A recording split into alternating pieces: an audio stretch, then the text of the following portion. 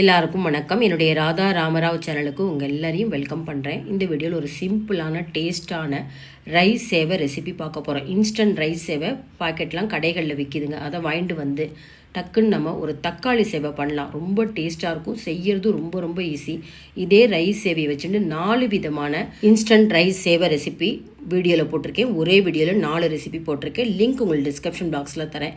இந்த தக்காளி சேவை, அதாவது இன்ஸ்டன்ட் ரைஸ் சேவையை வச்சுட்டு தக்காளி சேவை எப்படி செய்யலாம் அப்படிங்கிறத பார்க்கலாம். வீடியோ ஸ்கிப் பண்ணாமல் பாருங்கள். இந்த ரெசிபி பார்க்குறதுக்கு முன்னாடி இது வரைக்கும் என்னோடய சேனலுக்கு சப்ஸ்கிரைப் பண்ணாத வியூவர்ஸ் சப்ஸ்கிரைப் பண்ணி எப்போதுமே சப்போர்ட் பண்ணிகிட்டே இருங்க. தக்காளி சேவை செய்கிறதுக்கு பார்த்தீங்கன்னா கான்காட் ரைஸ் சேவை எடுத்திருக்கேங்க. நீங்கள் வேறு கம்பெனி ரைஸ் சேவை எடுத்துக்கலாம். இல்லை நீங்கள் சேமியாவில் பண்ணுறதா கூட தாராளமாக பண்ணலாம். இப்போ இந்த மாதிரி கான்காட் ரைஸ் சேவையை பாக்கெட்டை ஓப்பன் பண்ணுறப்பே கொஞ்சம் நம்ம நல்லா ப்ரெஸ் பண்ணி விட்டோம்னா நல்லா பொடியாயிடும். இதை ஒரு நல்ல அகலமான ஒரு பேசன் இல்லைன்னா அந்த மாதிரி வானலியில் சேர்த்துக்கலாம்.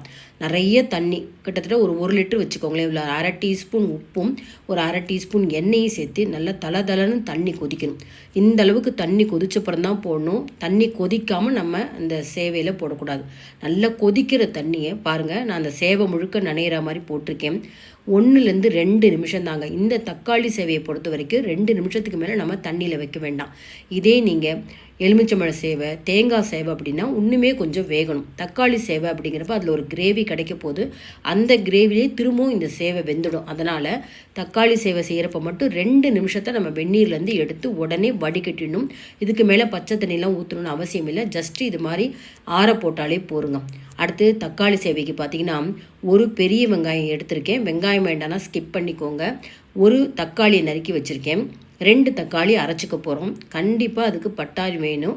பச்சை பட்டாணி இருந்தால் ஒரு கைப்பிடி பச்சை பட்டாணி, இல்லை அப்படின்னா நம்ம காஞ்ச பட்டாணி இருக்குது பார்த்தீங்களா, பச்சை பட்டாணி, அதை ஊற வச்சு வேக வச்சு எடுத்து வச்சுக்கணும்.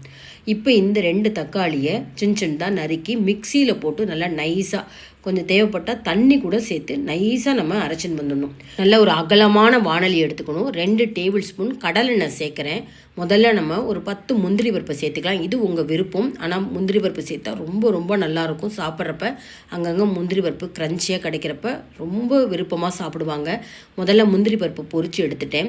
கடுகு ஒரு 1/2 டீஸ்பூன், 1 டேபிள் ஸ்பூன் கடலைப்பருப்புங்க. உளுத்தம்பருப்புலாம் தேவையில்லை.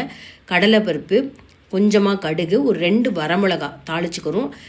கடலைப்பருப்பு பார்த்திங்கன்னா நல்லா பொன்னிறமாக பொரியணும். அந்தளவுக்கு நம்ம சிம்ப்ளேமில் வச்சு நல்லா பொரிய விடணும். இந்த மாதிரி நல்லா கலர் வர ஆரம்பித்ததுக்கப்புறம் அடுத்தது நம்ம வெங்காயமும் தக்காளியும் சேர்க்குறோம். பெருங்காயம் சேர்க்கலை. வெங்காயம் சேர்க்குறதா இருந்தால் பெருங்காயம் வேண்டாம். பச்சை பட்டாணி இதோடையே சேர்த்துடணும். நீங்கள் வெங்காயம் சேர்க்காமல் இருந்தால் தாராளமாக பெருங்காயத்தூள் சேர்த்துக்கோங்க. இப்போ பட்டாணியும் சேர்த்தாச்சு. இந்த சேவைக்கு தகுந்த ஒரு 3/4 டீஸ்பூன் உப்பு சேர்த்துக்கிறேன். போரலைன்னா அப்புறம் சேர்த்துக்கலாம்.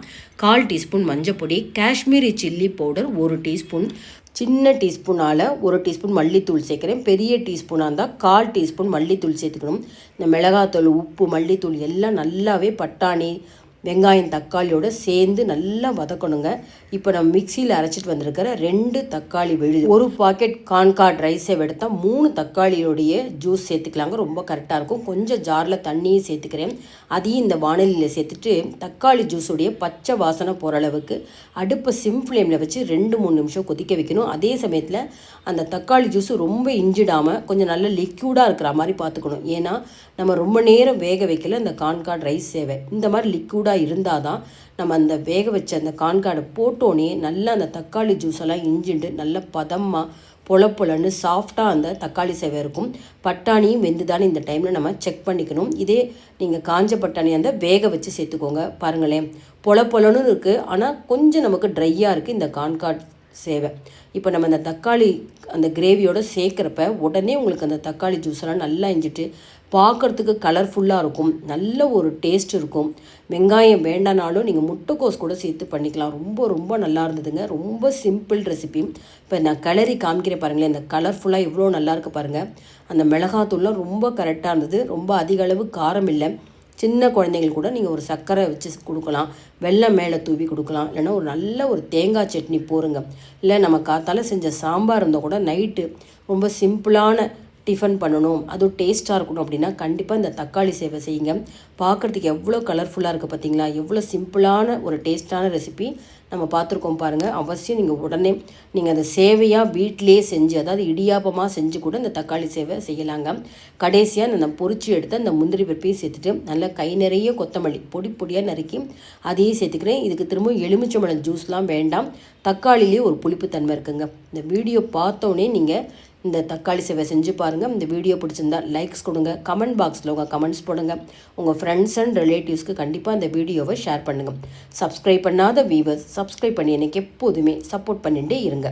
Thank you viewers.